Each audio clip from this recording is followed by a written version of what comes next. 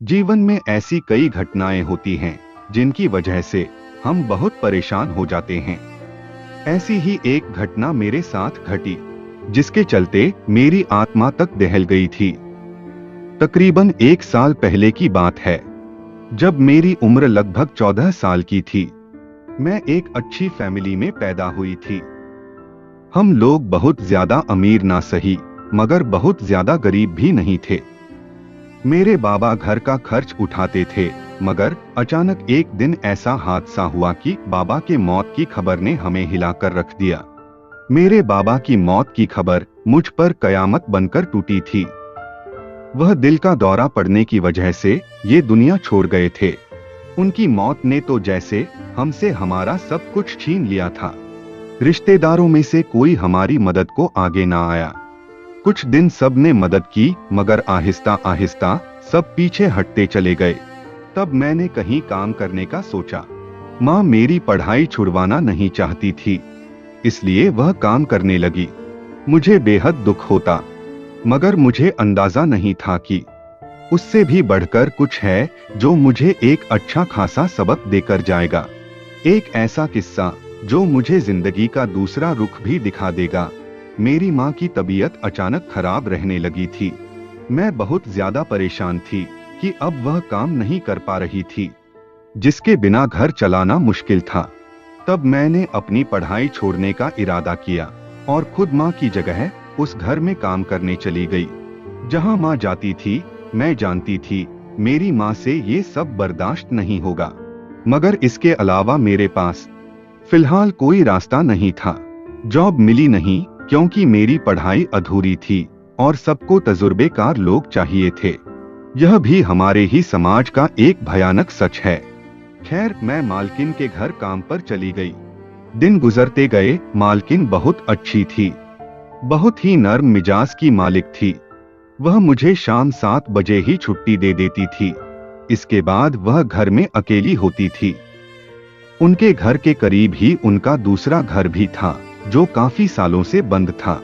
ऐसा मेरी माँ ने भी बताया था और अब मैंने भी देख लिया था।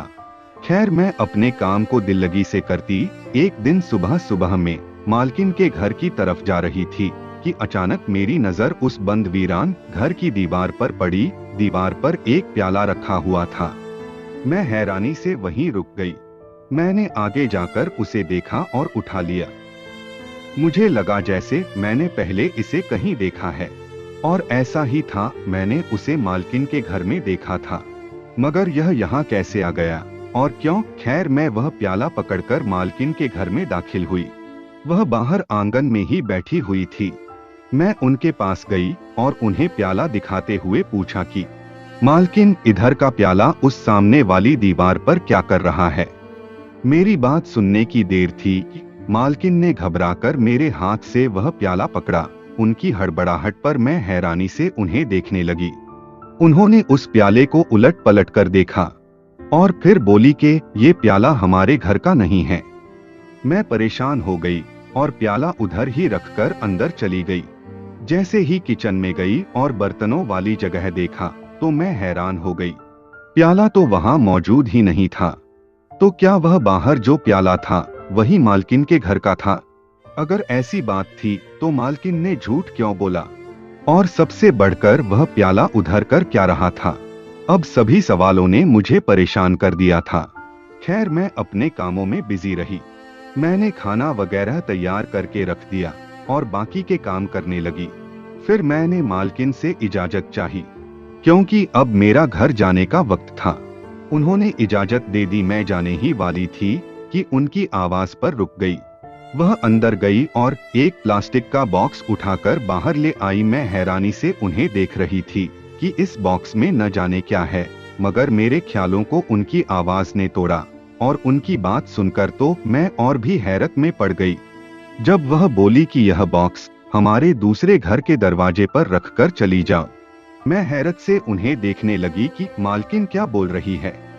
भला वहां बॉक्स क्यों रखा जाए? वह घर पुराना सा खंडहर हो चुका था, कई सालों से बंद था। अजीब हालत थी उसकी। कहते थे अंदर से वह घर किसी कबाड़ खाने जैसा ही मालूम होता है। बाहर वाला दरवाजा भी ऐसा ही था, मिट्टी से भरा हुआ, और कई लोगों का तो कहना था कि वहां पर कुछ है, कोई बुरी ताकत है, जिसकी वजह से उस घर से मुझे भी कुछ कुछ खौफ आता था। ऐसे में उस बॉक्स को वहां रखना हैरानी की तो बात थी ही। मैंने मालकिन से पूछा कि आखिर इस बॉक्स में ऐसा क्या है, मगर मैं हैरान रह गई जब उन्होंने इतना पूछने पर ही मुझे डांट दिया। यह पहली बार था जब से मैं यहाँ काम कर रही थी। उनकी बात ने मुझे उलझन में डाल दिया कि अगर मैंने उसे खोलकर देखा तो मेरी माँ मर जाएगी। मैंने हक्का बक्का चेहरा लिए उनकी तरफ देखा। मेरी हैरत की तो इंतहा ना थी उनकी ऐसी बात सुनकर।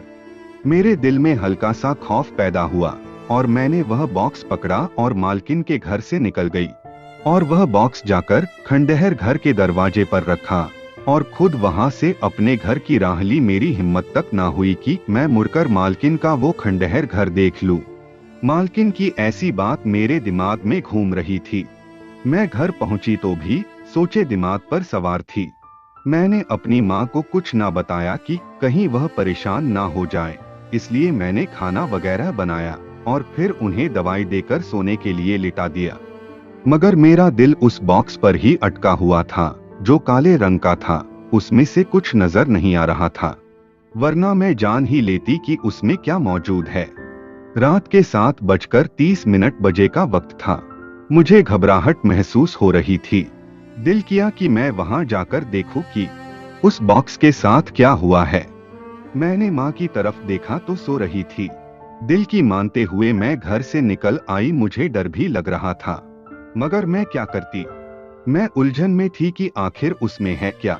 मालकिन का घर हमारे घर से 4 गलियां छोड़कर था। मैं मालकिन के घर की तरफ चलने लगी थी। यूं अकेले घर से रात में निकलना मुझे पसंद तो ना था, मगर क्या करती। आखिर में मालकिन की गली पहुंच ही गई और फिर मालकिन के उस वीरान घर की दीवार पर उस बॉक्स की तरफ देखना चाहा कि आखिर पता तो चले कि वह बॉक्स वहां मौजूद है कि नहीं। जैसे ही मैंने उस दीवार की तरफ देखा तो मेरे होश उड़ गए, क्योंकि वह बॉक्स अभी भी वहीं मौजूद था। मैं जल्दी से वहां पहुंची और उस बॉक्स की तरफ देखा। अब मैं इस कश्मकश में थी कि मैं इस बॉक्स को खोलूं या ना खोलूं, मगर अपनी उलझन के चलते मैंने उस बॉक्स को खोल देना ही सही समझा। फिर जैसे ही मैंने बॉक्स खोला तो मैं दंग रह गई। ऐसा कैसे मुमकिन हो सकता था कि उसमें तो कुछ भी मौजूद नहीं था। अभी आधे घंटे पहले ही तो इसमें काफी वजन था, लेकिन मान लो अगर ये खाली ही था तो बॉक्स को यहाँ पर क्यों रखा गया था। मालकिन ने मुझे क्यों कहा कि वहां रख दूं? वो ये भी तो कह सकती थी कि ये काम का नहीं है, इसे कूड़ेदान में फेंक दो। मुझे ये सब देखकर बहुत डर महसूस हो रहा था। कहीं कुछ और ही तो मामला नहीं था जिसकी वजह से मालकिन ऐसा कर रही थी। मैं बॉक्स को वही छोड़कर वहां से चली गई। घर जाते ही मैं सोने के लिए लेट गई, मगर मेरा दिल अजीब सा हो रहा था। खैर, मैं सुबह उठी और माँ को नाश्ता बना कर दिया और खुद मालकिन के घर काम पर चली गई। लेकिन जैसे ही मैं उस गली में दाखिल हुई तो मेरी आंखें हैरत के मारे फैल गई। मालकिन को मैंने उस वीरान पड़े घर के सामने खड़े देखा। वह जैसे कोई बुत बने खड़ी थी। मैंने उन्हें आवाज दी, मगर वह खामोश रही। मैं हैरानी से यह सब देख रही थी। फिर मैंने उन्हें हाथ से हिलाया तो उन्होंने मुझे अजीब सी नजरों से देखा और फिर तुरंत ही हड़बड़ाकर अपने घर के अंदर दाखिल हो गई। मैं भी उनके पीछे पीछे जल्दी से अंदर दाखिल हुई और पूछा कि वह वहां क्या कर रही थी, मगर उनके जवाब ने मेरी आत्मा को अंदर तक झंझोड़ कर रख दिया। जब उन्होंने मेरी तरफ अजीब सी नजरों से देखा और कहा कि वह तो घर पर ही मौजूद है, वह कब कही गई है। मैं गुम होते चेहरे से उन्हें देख रही थी कि वह क्या बोल रही है। अभी तो वह मेरे सामने से अपने घर में दाखिल हुई है और उन्हें वहां मैंने हाथ से पकड़कर हिलाया भी था, मगर अब उनकी बातों ने मेरा दिमाग किसी और तरफ ही मोड़ दिया था। वह मुझे काम का बोलकर खुद अपने कमरे में चली गई। फिर मैंने सारा दिन काम किया और जब शाम को मैं घर जाने लगी तो इस बार भी उन्होंने मुझे चौंकने पर मजबूर कर दिया। उन्होंने किचन से दूध निकाला और मुझे दिया कि मैं उसे बंद घर की दीवार पर रख दूं। मैंने उलझन भरी नजरों से उन्हें देखा, मगर वह वहां से चली गई।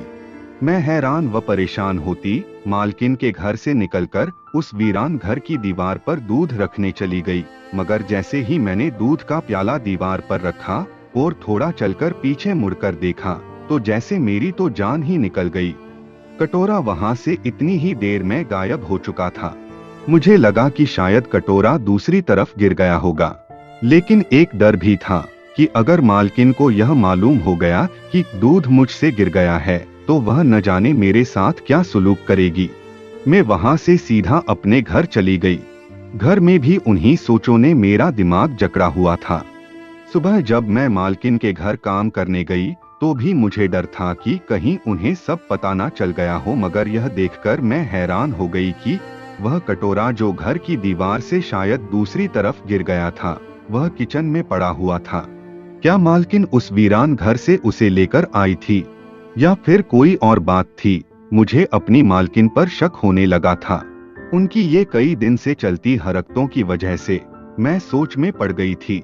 खैर, शाम को मैं घर जाने लगी तो मालकिन ने फिर मुझसे यही बात कही कि मैं यह दूध उस घर दीवार पर रखकर चली जाऊं, मगर इस बार उन्होंने साथ ही मुझे एक और बात कही, जिसने मुझे फिर हैरत से दो चार कर दिया कि दूध रखने के बाद मैं वापस पीछे मुड़कर ना देखूं, बल्कि सीधा अपने घर चली जाऊं। अगर ऐसा ना किया तो मेरी माँ की जान को खतरा हो सकता है, और ध्यान रखो कि मैं देख लूं गली में कोई मौजूद ना हो। उनकी ऐसी अजीबोगरीब बात पर मैं हैरत में पड़ गई थी, मगर मैं उनसे कुछ कह नहीं सकती थी। जिस अंदाज में वह मुझे यह सब कहती थी, उससे तो मुझे डर ही महसूस होने लगा था। मैं बाहर गई और दूध का कटोरा बाहर रखकर अपने घर की राह ली, मगर इस बार मैंने पीछे मुड़कर ना देखा। गली में कोई मौजूद नहीं था। तकरीबन 7 बजे का वक्त था। मैं उसे रखकर घर तो चली गई, मगर मालकिन की बातें मेरे दिमाग पर अभी भी असर कर रही थी। जब ये सिलसिला कई दिनों तक ना रुका, तो एक दिन परेशान होकर मैंने मालकिन से पूछ ही लिया कि आखिर वह यह सब क्यों कर रही है और क्यों दूध का कटोरा वहां रखवाती है। मालकिन मेरी तरफ देखकर परेशान हो गई। मेरे सवालों पर उनके चेहरे पर आई घबराहट मैंने साफ महसूस की थी, मगर उनके जवाब ने मेरी जिंदगी की इस कोई भूखा जानवर उसे पी ले, उनकी इस बात पर यकीन किया जा सकता था। यकीन ना करने का कोई जवाब ही ना था। मैं उनके इस तरह दयालुपन को देखकर उनसे काफी खुश हो गई थी। फिर घर का काम करते वक्त मेरे दिमाग में अचानक एक ख्याल आया कि दूध का कटोरा तो वह अपने घर की दीवार के पास भी तो रख सकती है, वहां भी तो बिल्ली आकर पी सकती है। उनके कहे के मुताबिक फिर उस दीवार पर ही क्यों? अब मेरा दिमाग और भी उलझ चुका था। खैर, मैं अपने कामों में बिजी रही और शाम के वक्त मालकिन के कहने पर मैंने वह दूध का कटोरा वहां रख दिया। लेकिन जैसे ही आगे की ओर बढ़ी तो अंदर से किसी औरत की आवाज आई। अचानक मेरे कदम वहीं रुक गए। मेरा दिमाग तो जैसे सुन हो गया था। ऐसा कैसे मुमकिन था? मैंने पलटकर उस घर के दरवाजे की तरफ देखा और थोड़ा नजदीक हुई कि अचानक मेरी चीख निकलते निकलते रुकी। पीछे से मेरी मालकिन ने मेरे कंधे पर हाथ रखा था। उनके अचानक ऐसा करने पर मैं डर गई थी, मगर मैंने खुद को संभालते हुए उन्हें बताया कि मैंने अंदर से किसी औरत की आवाज सुनी है। मुझे यहाँ पर अभी डर लग रहा था कि कहीं यहाँ कोई बुरी चीज तो नहीं है। मेरी बात सुनकर मालकिन के चेहरे पर डर के साथ घबराहट छा गई। उन्होंने मेरी तरफ देखा और कहा कि ऐसी कोई बात नहीं है, तुम परेशान मत हो, बल्कि मैं ही तो तुझे आवाज दे रही थी और तुमने सुनी नहीं तो मैं खुद ही तुम्हारे पास आ गई। अभी बात पूरी भी नहीं हुई थी जब मालकिन ने मेरा हाथ पकड़ा और अचानक अपने घर ले गई। मुझे हैरत हुई कि उन्होंने ऐसा क्यों किया। मैंने मालकिन से पूछा कि आखिर इस तरह खींचकर मुझे यहाँ क्यों ले आई है। उन्होंने कहा कि सामने से एक आदमी आ रहा था और हमें वहाँ दूध बिल्कुल अकेले में रखना है। उनकी बात पर मैंने शक की नजर से उनकी तरफ देखा। फिर उन्होंने मुझे घर जाने को कहा और मैं खामोशी से घर की तरफ चली गई। रास्ते में भी मैं उस आवाज के बारे में सोच रही थी। आखिर मैंने सर झटका। भला जब मालकिन कह रही थी कि वह आवाज उन्हीं ने दी थी, फिर मैं क्यों इतना सोच रही थी। मैंने सर झटका और घर चली आई। मैंने सोचा कि क्यों ना मैं अपनी माँ को सब बता दूं, वरना कहीं ऐसा ना हो कि मैं किसी मुश्किल में पड़ जाऊं। मगर उनकी तबीयत की खराबी की वजह से मेरा दिल मान नहीं रहा था। खैर, आखिर मैंने फैसला किया कि एक रोज इस राज से मैं खुद ही पर्दा उठाऊंगी। आखिर मालूम करूंगी कि क्यों वह दूध वहां रखती है और साथ ही कटोरा वहां से गायब क्यों हो जाता है। मेरे मन में कई सवाल थे जिसके जवाब मुझे हर हाल में चाहिए थे। मैं अगली सुबह भी मालकिन के घर गई और काम में लग गई, मगर मैं उसी इंतजार में थी कि कब शाम हो और मैं घर जाते वक्त उस दूध को वहां पर रखूं, ताकि मुझे पता चले कि आखिर इस सब के पीछे मामला क्या है। खैर, शाम हुई तो मालकिन ने मुझे कहा कि मैं बाजार जा रही हूँ, तुम काम खत्म करके घर जाते वक्त जरूर ये दूध का कटोरा उस दीवार पर रखती जाना, वह जरा देर से घर लौटेगी। मैंने इस बात में सर हिला दिया और वह बाजार चली गई। फिर जैसे ही शाम के 7 बजे तो मेरे जाने का वक्त हुआ। मैं मालकिन के घर को ताला लगाकर दूध का कटोरा लेकर चली गई और फिर उस घर की दीवार पर प्याला रखकर जैसे ही जाने लगी तो अंदर से आती आवाज पर मेरी तो जैसे जान निकल गई, क्योंकि वहां तो मेरी मालकिन की खुद की आवाज आ रही थी। ऐसा कैसे हो सकता था? मालकिन तो बाजार गई थी। मुझे अजीब सा महसूस हो रहा था। मैंने हिम्मत करके आज उस खंडहर घर में अंदर जाने का फैसला किया। रात का अंधेरा था, मुझे डर भी लग रहा था, लेकिन राज जानने की खातिर हिम्मत की और दरवाजा बजाना शुरू कर दिया कि अगर कोई अंदर होगा तो दरवाजा खुल जाएगा। जैसे ही मैंने जोर से दरवाजा बजाया तो एकदम से मेरी चीख निकल गई और तुरंत ही बेहोश हो गई। अंदर से किसी ने मेरे सर पर शायद डंडा मारा था। फिर जब होश आया तो सामने मेरी मालकिन बैठी थी। मैं डर गई थी तो मैंने शोर मचाना चाहा, मगर मालकिन ने मुझे खामोश रहने का इशारा किया। मैंने उनकी तरफ नासमझी भरी नजरों से देखा कि आखिर यह क्या मामला है। उस वक्त उन्होंने उस घर के एक कमरे की तरफ लाइट जलाकर दिखाया। मैं हैरान रह गई कि वह कमरा ऐसा था जैसे वहां कोई रह रहा हो। मालकिन मुझे उस कमरे में ले गई और लाइट जलाई तो वहां एक नौजवान लड़का और लड़की और एक छोटा सा बच्चा बैठे हुए नजर आए। मालकिन ने उनकी तरफ देखा और बोली, यह दोनों पति पत्नी है और यह इनका छोटा सा बेटा जो अभी सिर्फ 2 साल का है। इन दोनों को एक दूसरे से सच्ची मोहब्बत थी, मगर लड़की के माँ बाप को यह सब बिल्कुल मंजूर नहीं था कि लड़की अपनी मर्जी से शादी करें। तो इसीलिए इन दोनों ने घर से भागकर अपने प्यार को शादी के बंधन का रूप दे दिया।